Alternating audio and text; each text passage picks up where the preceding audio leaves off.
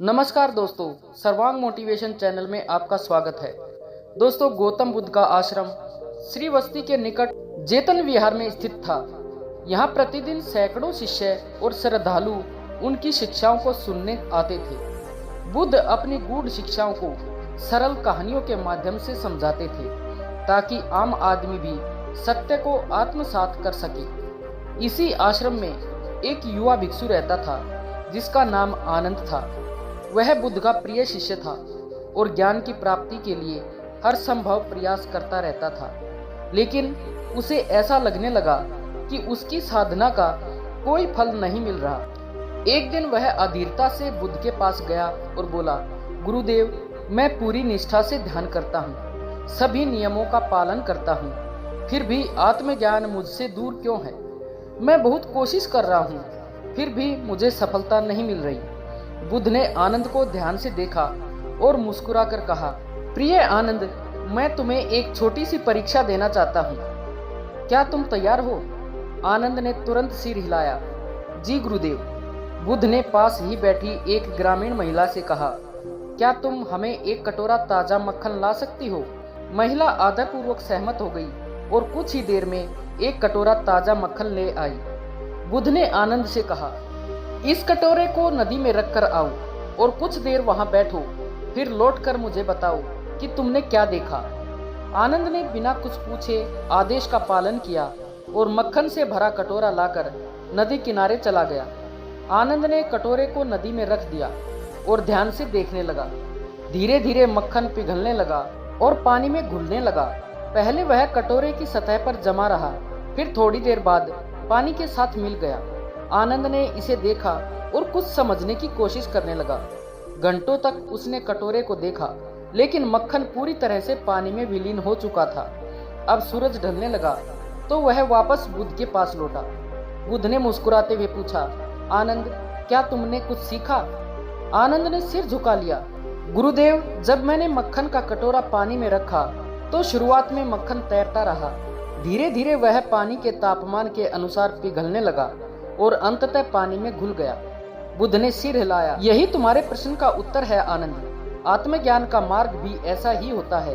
जब तुम ध्यान और साधना प्रारंभ करते हो तो तुम्हारा मन अशांत और व्याकुल होता है, लेकिन समय के साथ जैसे मक्खन पानी में घुलता है, वैसे ही धैर्य और अभ्यास से तुम्हारा मन शुद्ध और स्थिर होता जाता है।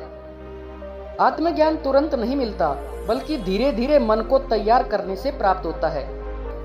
आनंद ये सुनकर गहरे विचारों में डूब गया। बुद्ध ने आगे समझाया, आनंद, क्या तुमने कभी बीज बोया है? आनंद ने सिर हिलाया। हाँ गुरुदेव। जब तुम बीज मिट्टी में डालते हो तो क्या वह तुरंत वृक्ष बन जाता है? बुद्ध ने पूछा। नहीं गुरुदेव, पहले उसे अंकुरित होने में समय लगता है, फिर धीरे धीरे बढ़ता है और अंत में वह एक विशाल वृक्ष बन जाता है। बुद्ध मुस्कुराए। बिल्कुल, आत्मज्ञान का मार्ग भी ऐसा ही है।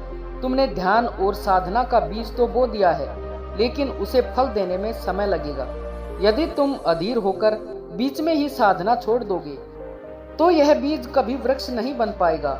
आनंद को अब समझ आने लगा कि उसकी अधीरता ही उसकी सबसे बड़ी बाधा थी। बुद्ध ने आनंद को एक और दृष्टांत सुनाया। कई वर्षों पहले एक किसान था जो हर दिन नदी से पानी भरकर अपने खेतों में ले जाता था। उसने नदी किनारे एक बड़ा घड़ा रखा था जो वर्षों से वहां पड़ा था। धीरे धीरे घड़े पर मिट्टी और काई जमने लगी, जिससे वह कठोर और भारी हो गया।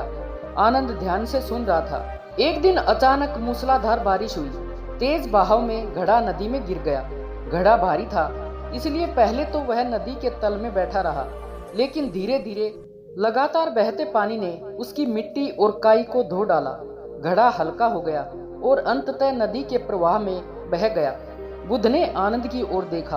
आत्मा भी इसी तरह से भारी हो जाती है, वासनाओं, क्रोध और अधीरता की परतों से। लेकिन यदि तुम धैर्यपूर्वक अभ्यास करते रहो तो साधना रूपी नदी तुम्हारी आत्मा को धीरे धीरे शुद्ध कर देगी और अंततः तुम भी इस जीवन के प्रवाह में मुक्त होकर बहने लगोगे। इस शिक्षा ने आनंद के भीतर गहरा प्रभाव डाला। उसने अपनी अधीरता को त्यागने और ध्यानपूर्वक अभ्यास करने का निश्चय किया। उसने सोचा, यदि मैं धैर्य से अभ्यास करूं तो एक दिन मेरा मन भी शांत हो जाएगा और मैं भी आत्मज्ञान प्राप्त कर सकूंगा। इसके बाद आनंद ने अपनी साधना को एक नई ऊर्जा के साथ अपनाया। वह अब पहले की तरह आत्मज्ञान की जल्दी में नहीं था, बल्कि हर पल को ध्यानपूर्वक जीने लगा।